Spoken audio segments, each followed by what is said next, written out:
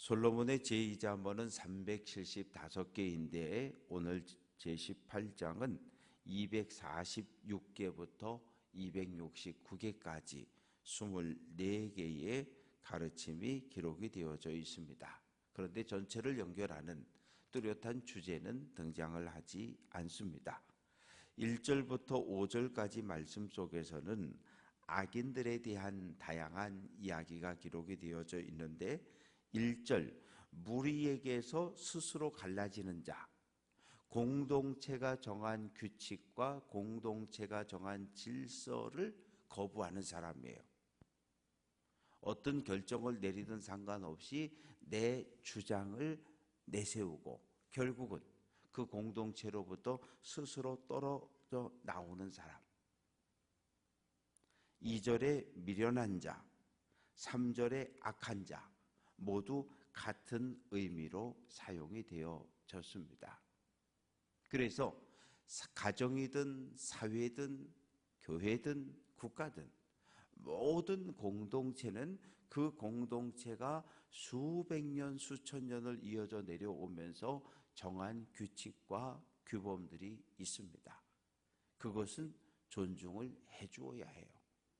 그 정해져 있던 규칙과 질서들을 내 생각에 맞지 않다고, 내 뜻과 맞지 않다고 그것을 흔들고 깨면 공동체는 혼란에 빠지고 무너질 수밖에 없게 됩니다. 그래서 무리에게서 스스로 갈라지는 자, 미련한 자, 악한 자, 악인의 특징은 나만 관심이 있어요.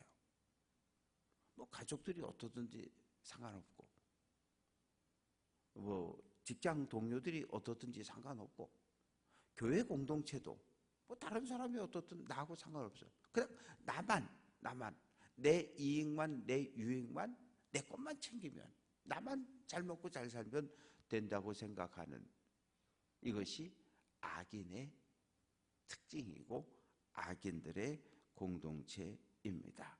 그러나 결국 악인은 하나님의 심판을 받을 뿐만 아니라 사람들로부터, 공동체 전체로부터 결국은 비난을 당하고 수치와 멸시를 당하게 됩니다. 그러나 4절 말씀 보면 이어지는 그 4절 말씀 보면 명철한 사람의 입의 말은 깊은 물과 같고 지혜의 샘은 솟구쳐 흐르는 내와 같다. 명철한 사람은 주어진 상황을 정확하게 판단하고 지금 이 상황에서 어떤 말을 하는 것이 가장 적절하고 옳은지를 신중하게 생각해서 말하는 사람입니다. 그래서 입의 말이 깊은 물, 아주 깊은 물, 그리고 지혜의 솟구쳐 오르는 지혜의 샘.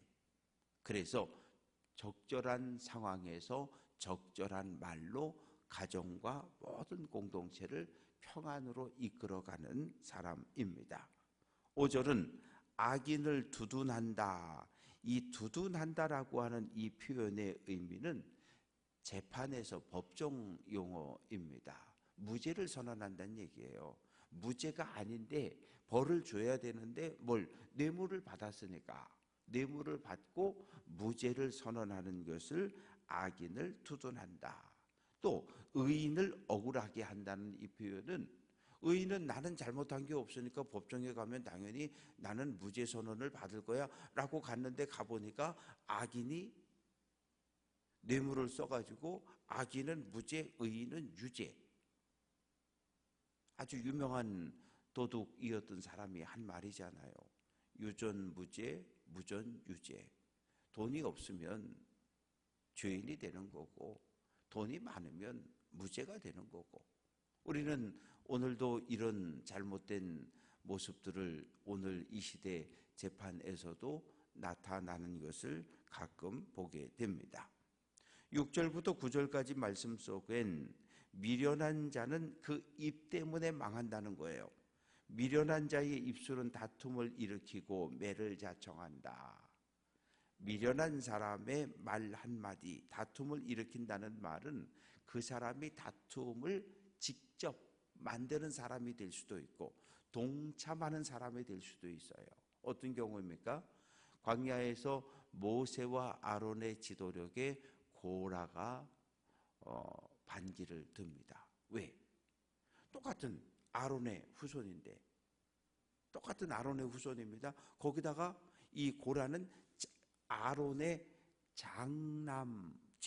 장남의 장남 가문인데, 아니 모세나 그 고라는 레위의 장남 계열이고, 이 모세와 아론은 그 셋째 가족인데, 아니 왜 내가 레위 지파, 내가 장손인데 왜 나는 지위가 없고, 같은 사촌 학렬이지만 우리 아버지보다 밑에 동생 학렬인 모세와 아론은 다 한 자리씩 차지하냐고, 그래서 불만을 일으켰잖아요. 다툼을 일으키고 거기에 수백 명이 동참을 하게 되고, 그래서 공동체를 어떻게 해요?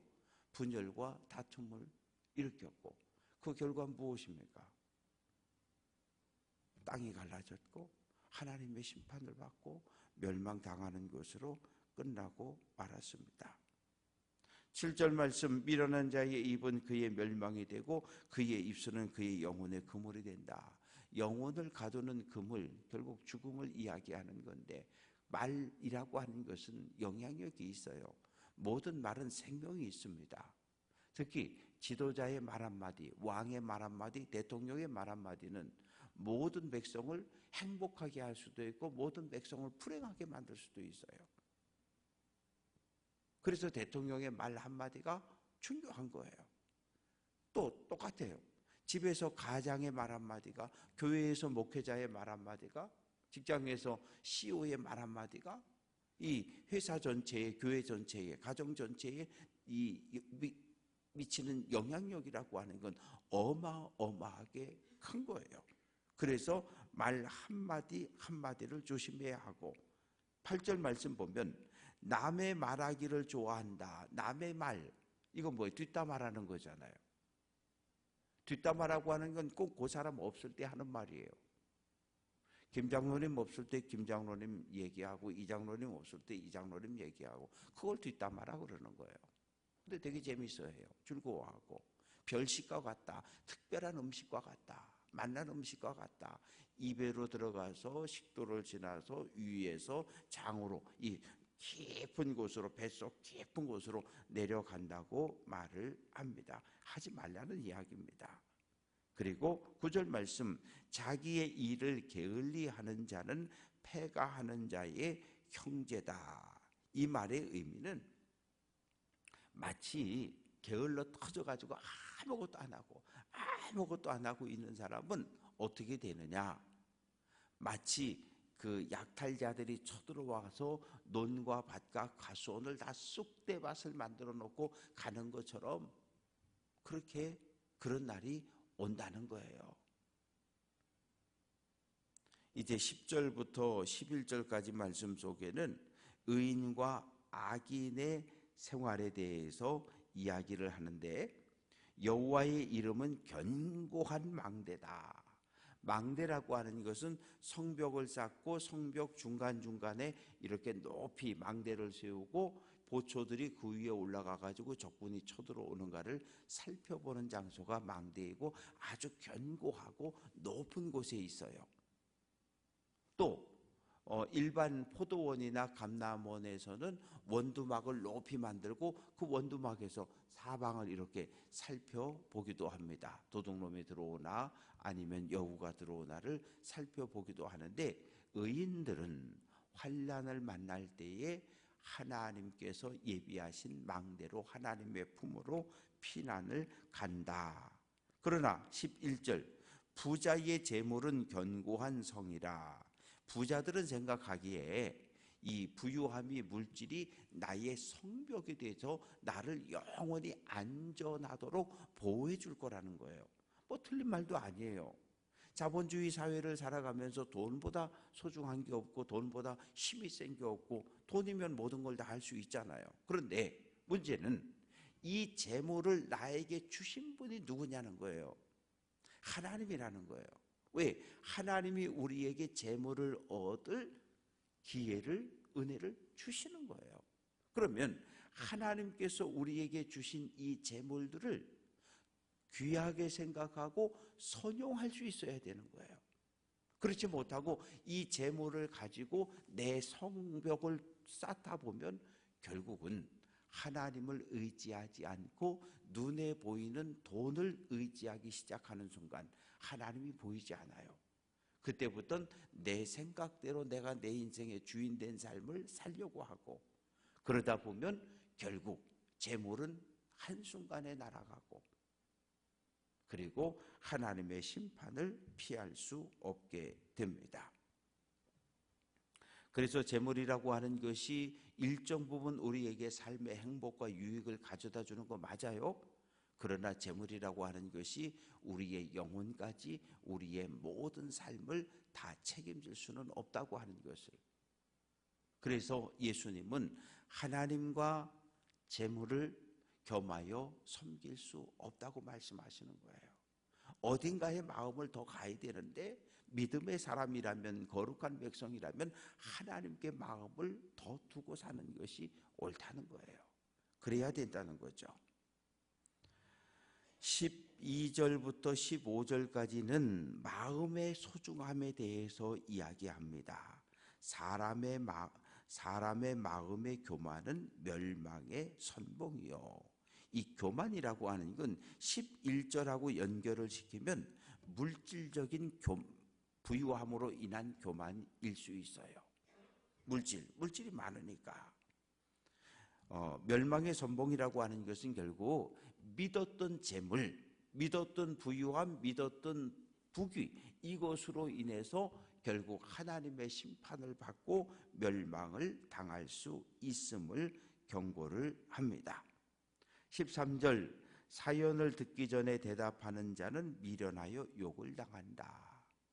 이야기할 때 중요한 건 잘 들어주는 거예요. 속상한 일이 생겨서 상담을 하러 가면 상담사들은 말을 잘 안 해요. 텔레비 등장하는 유명한 그 상담가들도 말을 잘 안 합니다. 그냥 들어줘요. 아, 그러셨군요. 얼마나 속상하셨어요. 그러셨죠? 저라도 그랬을 거예요. 그런데 30분, 1시간 속에 있는 얘기를 다 털어놓고 나오면서 감사합니다. 허리를 숙이고 나와요. 오늘 이 시대는 말을 많이 하고 잘하는 사람은 많은데 내 말을 들어주는 사람이 없어요. 그래서 정말 좋은 친구는 내가 무슨 이야기를 하든지 다 들어주는 친구. 다 들어주고 나서, 그리고 요거는 요렇게 좀 해보면 어떨까? 한마디 나에게 바른 길을 열어주는 친구. 그런데 욥을 위로하기 위해서 왔던 세 친구가 있잖아요. 적어도 수십 년을 친구 관계로 지내는데 세 친구는 욥의 이야기를 들으려고 하지 않아요. 그냥 내 생각 속에 있는 욥을 향한 내가 가지고 있는 모든 지식과 이론을 총동원해서 욥의 죄를 드러내려고만 합니다. 그래서 나중에 하나님께서 그러시는 거예요. 너희 세 친구의 말이 욥보다 의롭지 못하다. 너희 틀렸어.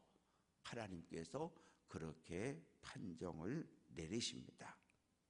14절 말씀 보면 사람의 심령은 그의 병을 능히 이기려니와 심령이 상하면 그것을 누가 일으키겠느냐.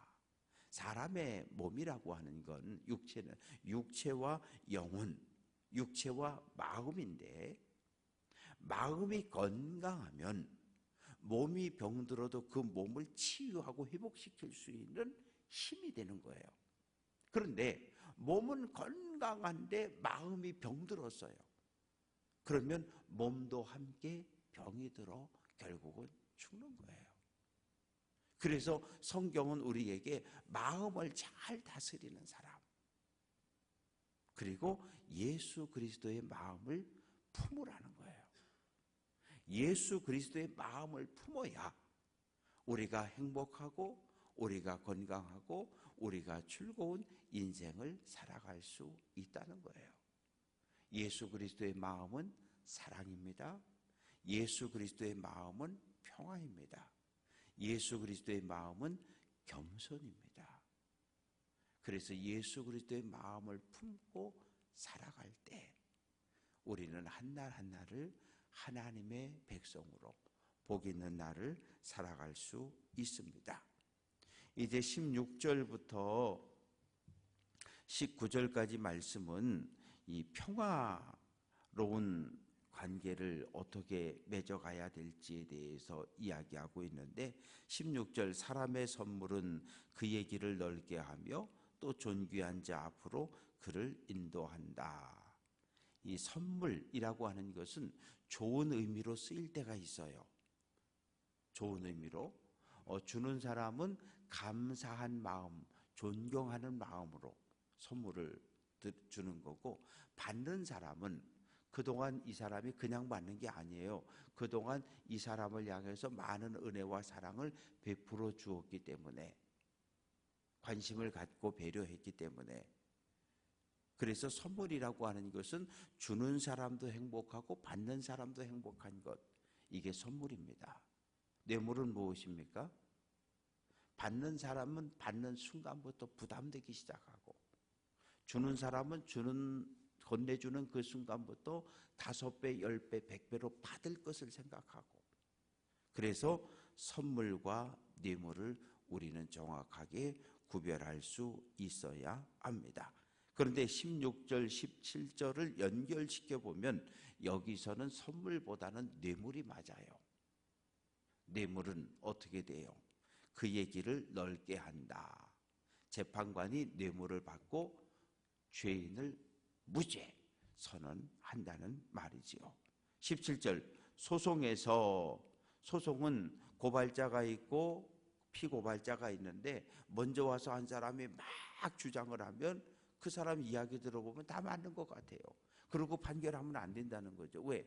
또 다른 사람 와서 그 사람 이야기를 다 들어야, 그래서 양쪽의 입장을 다 듣고 증인의 이야기를 듣고 그리고 마지막에 판결을 내리는 거예요. 이것이 구약시대의 재판이고, 오늘날도 마찬가지지요. 고발한 사람, 또 고발당한 사람, 그리고 증인들의 이야기, 그리고 다 듣고 나서 마지막에 판결을 내려 주어야 합니다. 18절 말씀 보면 제비 뽑기에 대해서 이야기를 하고 있습니다. 제비는 언제 뽑아야 될까요? 아주 크고 중대한 일, 사람의 이 어떤 생각으로 결정하기 어려운 일들, 그럴 때 제비를 뽑는 겁니다. 그래서 초대교회부터 교회 안에는 제비 뽑기가 들어와 있었어요. 가룟 유다가 죽고, 그리고 11제자가 모여서 기도하고, 그리고 교회 공동체에서로부터 2사람을 천거를 받잖아요. 2사람을 천거를 받았는데 2사람 다 믿음이 대단하고 성령으로 충만한 사람들이에요. 그러니까 제자들이 모여서 기도하고 뭐라고 회의를 했냐면, 아니 마띠아도 좋고 이 유집사도 좋고 다 좋은데 이거 어떻게 하면 좋겠느냐, 그래서 제비를 뽑읍시다. 기도하고 제비를 뽑았고, 마띠아가 12사도의 자리에 채워지게 됩니다. 두 의견이 모두 다 좋은데 이 두 의견 중에 하나를 선택해야 할 때 초대교회가 택했던 방법이 제비 뽑기였어요. 그리고 그 결과에 모두가 순종을 했고, 그래서 교회를 바르게 세워왔습니다. 19절 말씀 보면 노엽게 한 형제, 이 감정을 주체하지 못하고 화를 벌컥벌컥 내는 사람하고 화목하는 것은 그 산성 문빗장 같다. 산성, 그 성에서 가장 취약한 부분이 문입니다. 우리 교회도 마찬가지예요. 도둑놈이 들어오려고 그러면 반드시 창문을 깨고 들어오든지 정문을 깨고 들어오든지 벽은 때려 부실 수가 없으니까. 그래서 이 성에서 가장 취약한 성문, 그래서 할 수만 있으면 이 성문들을 아주 그냥 그 강한 쇠로다가 성문을 만들어서 다는 이유가 있습니다. 20절 말씀 보면 20절 21절은 다시 말에 대한 이야기를 하고 있는데, 선한 말을 하느냐 악한 말을 하느냐, 험담을 하느냐 비방을 하느냐, 어떤 말을 하느냐에 따라서 공동체 전체가 즐겁기도 하고 불행해지기도 하고, 21절 죽고 사는 것이 혀의 힘에 달려 있다. 그러니까 말을 조심해야 한다. 말 한마디 때문에 죽을 수도 있고 살 수도 있음을 우리에게 이야기합니다. 22절 아내를 얻는 자는 복을 얻고 여호와께 은총을 받는 자니라. 지금은 사랑이라고 하는 것이 있어야 결혼을 해요. 한 남자와 한 여자가 사랑을 느껴야 연애를 하고 시간이 지나서 가정을 꾸립니다. 그런데 솔로몬 시대에도 아브라함 시대에도 예수님 당시에도, 아니 지금도 이 동남아시아나 아프리카 쪽은 지금도 마찬가지. 아내를 돈을 주고 사오는 겁니다. 보통 아내를 사올 때 장인에게 지불하는 몸값이 남자의 1년 연봉에 해당된다 그래요. 그 정도 몸값을 지불하고 아내를 사오는 거였어요. 그러나 오늘 성경은 우리에게 아내를 얻는 자는, 여기서 아내는 지혜로운 아내, 현숙한 아내를 이야기합니다. 하나님께 은총을 받은 사람이다. 가난한 사람은 부자를 찾아가서 먹을 것을 도움을 간절하게 요청하지만 부자는 냉철하게 거부하고 밀어낸다고 말합니다. 오늘 잠언 18장을 통해서 우리가 얻을 수 있는 교훈은, 우리가 지혜롭고 명철한 사람이 되어야 하는데, 그러기 위해서는 하나님을 잘 믿어야 된다는 거예요. 왜? 하나님을 경외, 하나님을 두려워하고 하나님을 사랑하는 것이 지혜의 근원이라고 이야기를 합니다. 우리는 어디에 있든지, 가정이든 일터든 교회든 우리가 속한 공동체에서 선한 말, 예수 그리스도의 말을 함으로 선한 영향력을 끼치는 삶을 살아가야 합니다.